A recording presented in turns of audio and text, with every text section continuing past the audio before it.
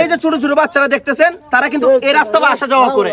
কারণ আপনারা যারা ভিডিও দেখবেন তাদেরকে একটা কথা বলবো, আপনারা একটু বিবেকে খারাপেন যে বৃষ্টি যখন হইব তখন পানিটা এই পর্যন্ত তো উঠবো, এখন এই রাস্তাটা কি আর ভালো থাকবো বৃষ্টি হইলে পরে?